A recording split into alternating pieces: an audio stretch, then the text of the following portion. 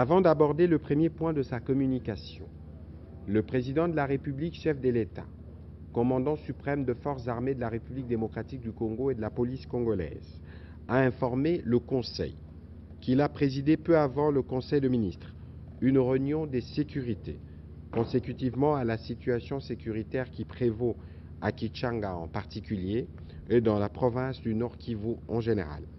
Il a tenu à rassurer toute la population congolaise en général, particulièrement celle du Nord Kivu en particulier, que toutes les mesures sont prises pour barrer la route aux aventures du Rwanda et du mouvement terroriste M23. La communauté internationale a été de nouveau interpellée par les présidents de la République au regard des conséquences désastreuses que génère cette situation sur les populations congolaises. Revenant sur sa communication, elle était axée autour de 4 points, à savoir 1. De l'évolution de la coopération bilatérale entre la République démocratique du Congo et les Émirats arabes unis. Le président de la République, chef de l'État, a informé le membre du Conseil des détails de sa récente visite effectuée aux Émirats arabes unis à l'invitation de son Altesse royale, Cheikh Mohammed bin Zayed Al Nahyan, émir d'Abu Dhabi, après sa participation au Forum économique de Davos. Cette visite lui a permis de passer en revue avec son homologue les avancées réalisées en matière de coopération depuis leur dernière rencontre le 21 septembre 2021 à Abu Dhabi, spécialement les questions d'intérêt commun à la République démocratique du Congo et aux Émirats, ainsi que celles qui s'étendent à la paix et à la stabilité dans la sous-région de Grand Lac. Le constat général de la coopération entre les deux pays a été unanime. Les avancées sont significatives sur plusieurs plans et nécessitent d'être consolidées, avec notamment la création d'un pool énergétique impliquant la Société nationale d'électricité SNEL d'une part, et la poursuite du processus de valorisation des actifs miniers d'autre part. Le président de la République a rappelé à toutes les parties prenantes congolaises, à savoir le gouvernement, par les truchements des ministères du portefeuille, des finances et des mines, ainsi que des sociétés du portefeuille de l'État, Sokimo, Sakima et Gécamine, d'accorder la diligence nécessaire, conjointement avec les parties émiraties, dans la finalisation des contrats des joint ventures qui devront être signés en marge de la visite d'État du président des Émirats arabes unis projetée dans les jours à venir. 2. De la participation au sommet des Dakar 2 sur la souveraineté alimentaire et résilience. Répondant à l'invitation de son homologue sénégalais et président en exercice de l'Union africaine Macky Sall, le président de la République a participé le 25 janvier 2023 et est intervenu comme panéliste au sommet Dakar 2 organisé par la Banque africaine de développement en collaboration avec les gouvernements de la République du Sénégal, sous les thèmes Nourrir l'Afrique, souveraineté alimentaire et résilience. Au cours de ces assises, plusieurs chefs d'État ont partagé leurs expériences et perspectives relatives à ce que le président de la République qualifie de la revanche du sol sur le sous-sol. À ces propos, les panélistes sont revenus sur l'impérieuse nécessité de mettre au centre le travail de la femme et de la jeunesse qui demeure déterminant dans l'agriculture africaine. S'agissant de la République démocratique du Congo, le président de la République a rappelé avoir levé l'option, dès son accession à la magistrature suprême, de diversifier l'économie en s'appuyant notamment sur les secteurs agricoles. Plusieurs filières ont ainsi été ciblées, notamment celles du manioc et du soja. Le président de la République a aussi évoqué les actions menées par le gouvernement à travers la formation des moniteurs agricoles et la mécanisation de l'agriculture dans les 145 territoires du pays en vue de booster la contribution du secteur agricole dans la croissance et la diversification de notre économie. L'idée est de doter chaque territoire d'une brigade agricole pour encadrer les paysans dans l'amélioration de la production agricole. Les actions du gouvernement sont aussi entreprises pour la mise en place des fonds de garantie pour l'entrepreneuriat des jeunes et des femmes dans l'agriculture et l'agro-business.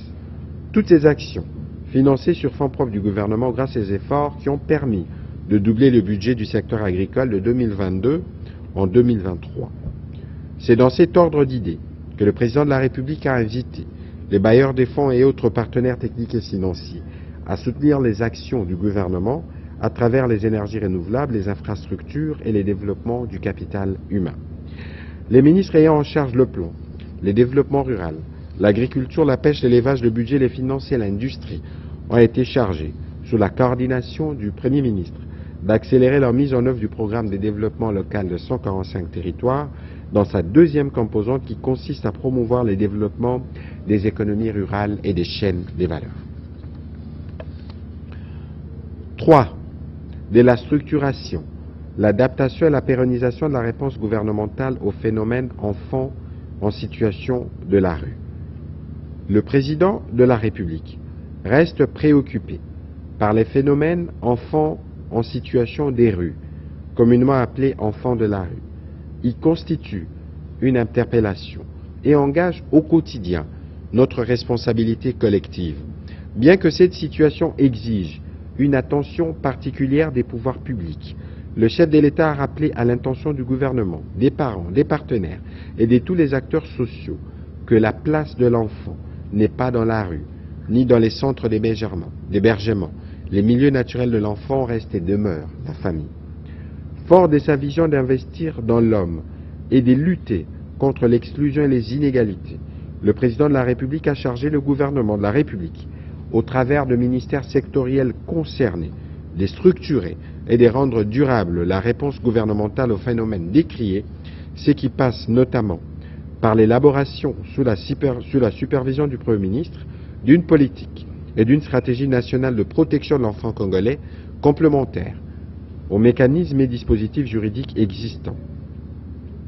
Le président de la République a insisté pour que la politique nationale de protection de l'enfant se décline sur quelques axes, notamment la définition des principes, des objectifs et des stratégies nationales impliquant tous les acteurs concernés et à tous les niveaux, en vue de lutter efficacement contre tous les faits et phénomènes sociaux qui affectent l'enfant, et la mise en place d'un cadre stratégique d'action concrète, efficace et durable, afin de s'assurer autant que possible de la réinsertion familiale, sociale et économique de tous les enfants vivant en situation vulnérable, avec l'appui permanent du gouvernement et l'accompagnement de partenaires. Dernier point de la communication du président de la République, de la réalisation du projet Gas to Power. Le président de la République a rappelé sa recommandation faite lors de la 67e réunion du Conseil de ministres, tenue le vendredi 2 septembre 2022, sollicitant la simplification de la procédure administrative liée à la construction par la société Perenco de la centrale électrique à gaz de 250 MW de capacité. Cette production électrique devrait contribuer aux efforts de la réduction sensible du déficit énergétique de miniers dans le Katanga et des cimentiers dans le Congo central et d'assurer les besoins en électricité de populations du territoire des Mwanda et des environs. À cet effet, le président de la République a chargé les ministres des Finances, celui des hydrocarbures, ainsi que celui des ressources hydrauliques et électricité, chacun en ce qui les concerne, et sous la direction du Premier ministre, de prendre sans délai les dispositions nécessaires conformément aux textes existants et à ceux harmonisés en vue du démarrage des travaux de l'opérateur Perenco. À la suite de la communication du président de la République, le chef du gouvernement a centré son complément d'information sur 5 points, à savoir 1. En vue de soutenir les opérations d'enrôlement dans la deuxième ère opérationnelle de la Commission électorale nationale indépendante, le Premier ministre a informé le Conseil qu'il a récemment séjourné à Lubumbashi, où il a participé au lancement de ces opérations. Il a profité pour s'acquitter de son devoir civique en s'enrôlant avant d'inviter les compatriotes à s'enrôler massivement. Il a, avant de boucler son séjour à Lubumbashi, échangé avec les forces vives ainsi que les autorités politico-administratives sur la situation générale de la province. En deuxième point, il est revenu sur l'état d'avancement du projet de développement local de 145 territoires. Il a rappelé que la publication de l'ordonnance portant création, organisation et fonctionnement du cadre institutionnel de la mise en œuvre et suivi évaluation du dit programme offre au gouvernement l'occasion de faire succinctement le point sur son exécution. À ces jours et dans sa première phase d'exécution, qui concerne la construction des infrastructures scolaires, sanitaires et administratives, beaucoup de progrès ont été enregistrés. S'agissant de la seconde phase, relative à la réhabilitation de routes et dessertes agricoles à l'intérieur de chaque territoire, les études des faisabilités ont déjà démarré à cet effet. Les 3 agences commises à cette tâche vont amorcer les 10 travaux dans les seconds trimestres de l'année en cours. En troisième point, au sujet de la mise en œuvre du projet Un toit, un champ pour chacun dans son village, le Premier ministre chef du gouvernement a invité les membres du gouvernement concernés à s'impliquer davantage dans l'opérationnalisation de la Banque nationale des développements prévue au second trimestre de l'année en cours. Cette banque devra, dans sa politique, accorder priorité aux crédits agricoles et aux crédits logements pour arriver à la matérialisation de cet axe important du programme d'action du gouvernement. Il a rappelé que l'objectif du gouvernement est non seulement de faire de nos campagnes de pôles centraux des développements, mais surtout de desserrer la pression démographique qui pèse sur nos villes depuis des décennies, particulièrement la ville de Kinshasa du fait de l'exode rural. Au sujet de l'imminente visite du pape à Kinshasa, le Premier ministre a tenu, au nom du gouvernement, à rassurer la population congolaise que sur le plan organisationnel et technique, toutes les dispositions pratiques ont été prises pour la réussite totale de cet événement de portée historique et mémorable pour la nation congolaise. Le constat fait au cours de sa visite d'inspection, dans la nuit du mercredi 25 au jeudi 26 janvier dernier, sur les sites concernés par l'accueil du pape et les différents rapports lui présentés au cours de la grande réunion d'évaluation de la commission instituée à cet effet, il y a quelques heures, les préparatifs vont bon train et tous les sites d'activité seront livrés au gouvernement et à l'Église au plus tard ce week-end.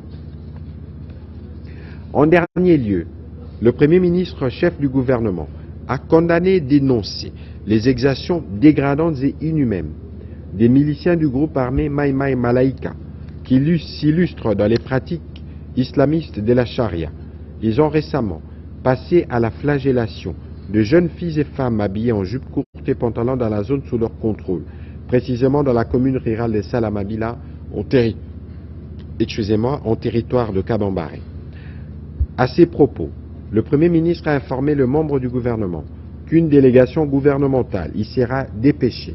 À cette délégation seront aussi associés les élus nationaux dans le but de faire un rapport complet aux services habilités et de sanctionner toutes les personnes qui sont responsables de ces actes de violence.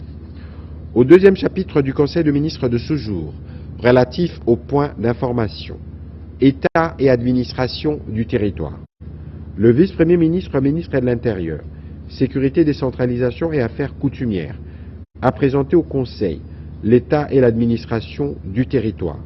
Durant la semaine qui s'achève, l'état d'esprit de la population est resté dominé par la montée de l'effervescence des préparatifs de l'accueil du pape François à Kinshasa du 31 janvier au 3 février 2023, la mobilisation de l'opinion nationale contre la provocation du Rwanda à la suite de l'attaque d'un avion de chasse congolais, les réactions et commentaires de l'opinion suite à la prolongation par la CENI de 25 jours des opérations d'enrôlement des électeurs dans la zone ouest.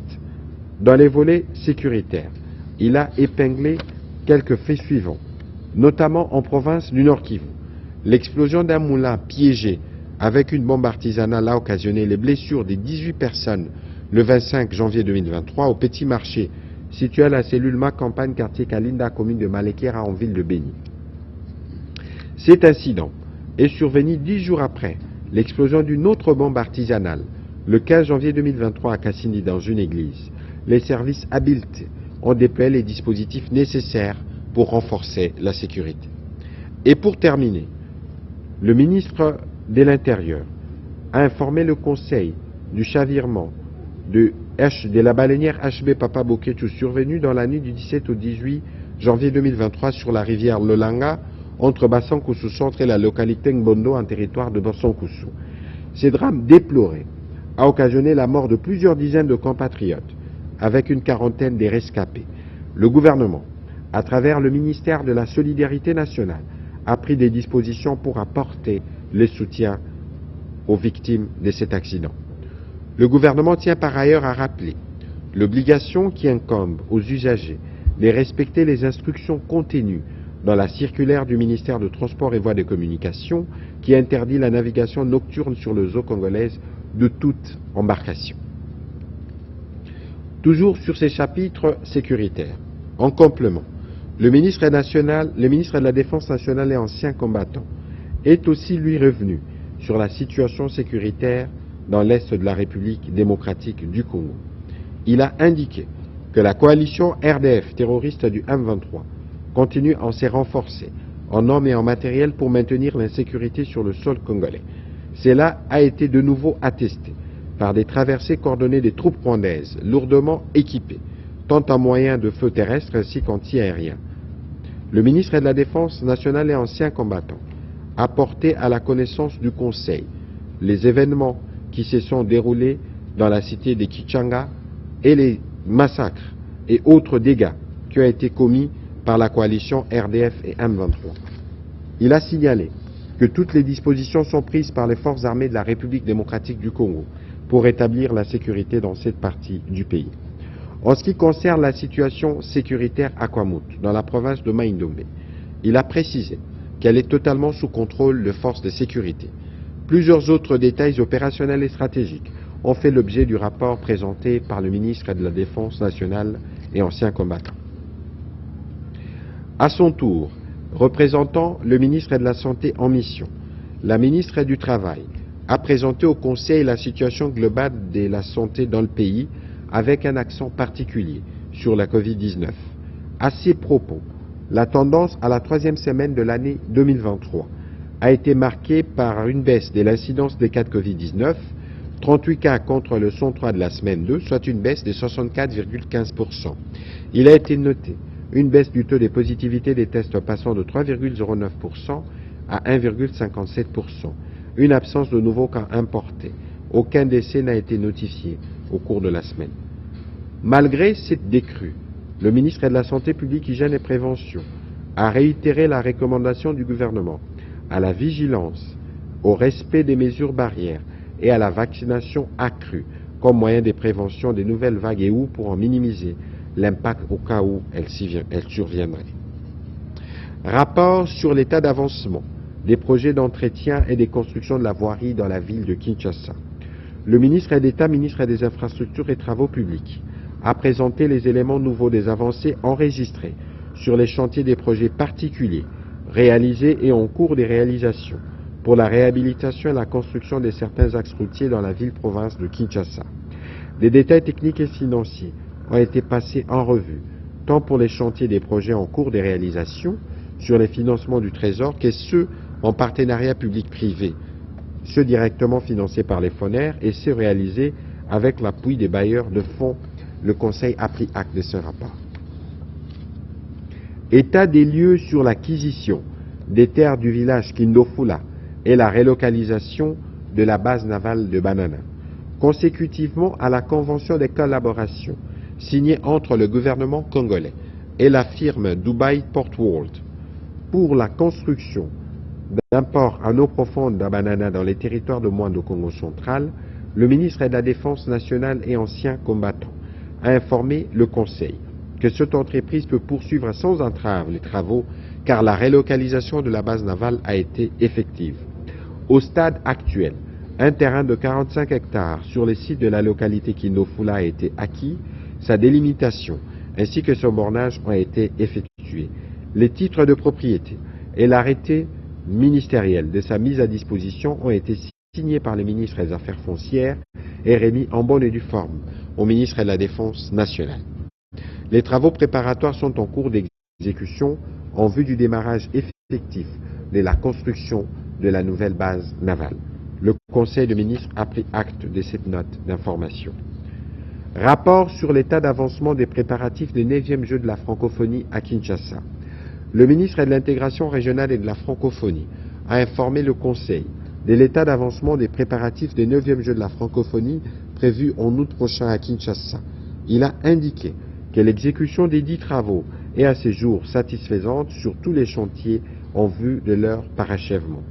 Il a rassuré de l'implication des principaux ministres sectoriels concernés, qui chacun prend des dispositions nécessaires pour le suivi et la finalisation des ouvrages. Le Conseil a pris acte de cette note d'information. Septième intervenant dans ces chapitres de points d'information. Deux notes d'information du ministère de la Formation professionnelle et métiers. La ministre de la Formation professionnelle et métiers a présenté au Conseil deux notes d'information. La première a porté sur la mise en place du cadre national de qualification et de certification de la formation professionnelle et d'apprentissage de métiers. Elle a expliqué qu'il s'agit d'un instrument de classification des diplômes, certificats et brevets, dont la mise en œuvre permettra de réduire les inégalités entre les diverses voies d'éducation, des formations et de reconnaître les compétences acquises. Les engagements conjoints sur le cadre des qualifications de la SADC prévoient l'arrimage des cadres nationaux des qualifications et des certifications à celui de la sous-région. Elle a sollicité l'accompagnement du gouvernement pour disposer des leviers nécessaires afin de parvenir à mettre en place le cadre national de qualification et des certifications. La deuxième note d'information a porté sur l'obtention du label Cité des métiers. Il s'agit d'un espace de libre accès à l'information, l'orientation et à l'accompagnement des jeunes demandeurs d'emploi ou des travailleurs en quête des reconversions professionnelles. Elle constitue également un lieu de partage et d'échange entre cités des métiers en vue de promouvoir et de valoriser les métiers ainsi que tous ceux qui les exercent. La ministre de la Formation professionnelle et métiers a sollicité l'approbation du Conseil de ministres pour que cette action à mener accélère le processus de finalisation de ces démarches et assure l'implantation cartographique du label dans les 4 zones linguistiques de la République démocratique du Congo. Le Conseil a pris acte de ces deux notes d'information. Au troisième chapitre du Conseil de ministres de ce jour, relatif à l'approbation d'un relevé des décisions du Conseil de ministres, le Conseil de ministres a adopté les relevés des décisions prises lors de sa 93e réunion tenue le vendredi 20 janvier 2023.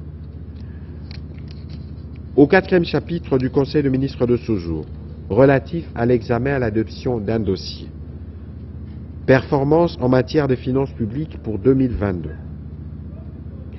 Le ministre des Finances a soumis au Conseil les dossiers relatifs aux performances réalisées par le gouvernement en matière de finances publiques durant l'exercice 2022. De la mobilisation accrue des recettes intérieures. Celles-ci ont presque triplé comparativement à celles de 2020, augmentant ainsi l'espace budgétaire pour le gouvernement. Sur les assignations de 14 790 milliards de francs congolais, les recettes mobilisées ont été de 18 427 milliards de francs congolais, soit 124% de taux de réalisation. Il s'agit d'un accroissement de 55% par rapport à 11 838 milliards de francs congolais réalisés en 2021 et de 162% par rapport à 7 020 milliards de francs congolais réalisés en 2020. Il a été noté que des recettes exceptionnelles d'environ 250 millions de dollars ont été également réalisées en 2022. Elles proviennent du versement de 185 millions à la suite de la signature de l'accord entre la République démocratique du Congo et les géants miniers Glencore pour la récupération des actifs miniers ainsi que de près de 65 millions de dollars des économies réalisées au titre de la décote sur les paiements de manque à gagner sur la subvention pétrolière. Considérant la tendance actuelle de la progression des recettes ainsi que les assignations budgétaires de 2023 évaluées à 22 786 milliards de francs congolais en augmentation de près de 50% en comparaison avec le budget 2022, le ministre des Finances a rassuré que le gouvernement est dans la bonne trajectoire pour atteindre pour la première fois dans l'histoire de notre pays et sur ressources propres la moyenne annuelle ciblée de 12 milliards de dollars par an pour le financement du programme de gouvernement. Toutefois, les fléchissements des cours de matières premières demeurent le risque externe qui pourrait avoir des répercussions négatives sur la mobilisation de recettes. De l'accroissement de ressources extérieures mobilisées. L'année 2022 a été marquée par un accroissement record des ressources extérieures mobilisées auprès des principaux bailleurs de fonds, passant de 1,6 milliard de dollars en 2021 à 1,9 milliard de dollars en 2022, soit une hausse des 21%, et ce, à la faveur de la signature de plus de 17 accords de financement des projets dans les secteurs des infrastructures, de l'énergie, de l'agriculture, du numérique, de l'éducation, de la gouvernance et du développement du secteur privé.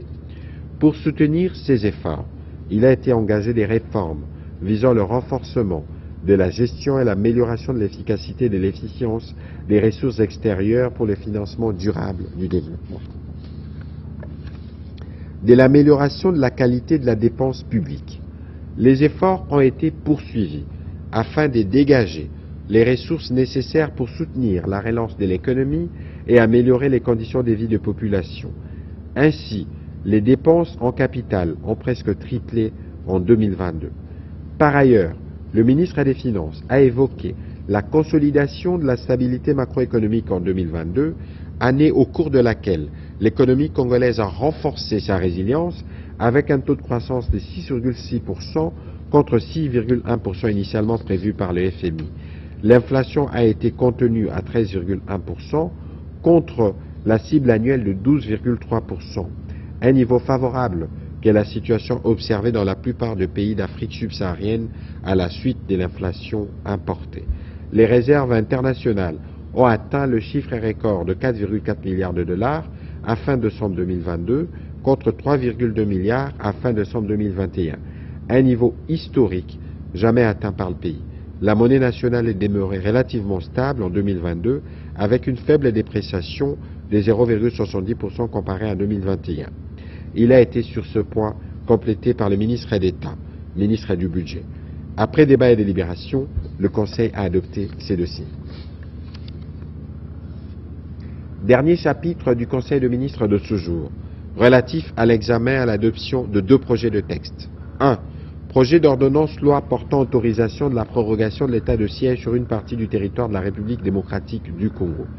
La ministre d'État, ministre de la Justice et garde de Sceaux a soumis au Conseil le projet d'ordonnance loi autorisant la prorogation de l'état de siège dans les provinces de l'Ituri et du Nord Kivu pour une période de 15 jours prenant cours le 1er février 2023.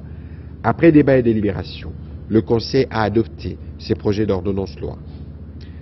2. Projet d'ordonnance loi modifiant et complétant la loi numéro 18-035 du 13 décembre 2018 fixant les principes fondamentaux relatifs à l'organisation de la santé publique. La ministre de l'Emploi, Travail et Prévoyance sociale, représentant le ministre de la Santé, Hygiène et Prévention, a soumis au Conseil le projet d'ordonnance loi modifiant et complétant la loi numéro 18-035 du 13 décembre 2018 fixant les principes fondamentaux relatifs à l'organisation de la santé publique. Ce texte, qui garantit à toute personne résidant sur le territoire national les services et soins de santé de qualité, sans difficulté financière, a été proposé à l'examen et à l'approbation de membres du gouvernement, conformément à la loi portant habilitation du gouvernement. Il institue un système de couverture santé universelle fondé sur le principe d'équité, d'assurance qualité des soins, de protection financière pour tous et de solidarité nationale. Aussi crée-t-il un établissement public de crédit à caractère administratif et financier, doté de la personnalité juridique et jouissant de l'autonomie de gestion dénommé Fonds de promotion de la santé pour soutenir le système national de santé. Après débat et délibération, le Conseil a adopté ces projets d'ordonnance loi. Avant de clôturer la réunion du Conseil de ministres de ce jour, le président de la République a tenu à rappeler l'importance de la visite du Saint-Père à Kinshasa du 31 janvier au 3 février 2023, placée sous les thèmes « Tous réconciliés en Jésus-Christ ». Il a exhorté tous les membres du gouvernement à s'impliquer, chacun en ce qui le concerne, à œuvrer pour la réussite de cet événement et que le pape François reparte de Kinshasa avec un souvenir inoubliable de l'accueil et de la chaleur de la République démocratique du Congo. Il a invité le peuple congolais à se mobiliser massivement pour réserver un accueil chaleureux au souverain pontife. C'est dans ces cadres-là qu'exceptionnellement, nous vous faisons ces comptes rendus en direct du site de Ndolo où sont installés les quartiers généraux de la télévision nationale mais aussi d'autres médias nationaux pour accompagner cet événement historique.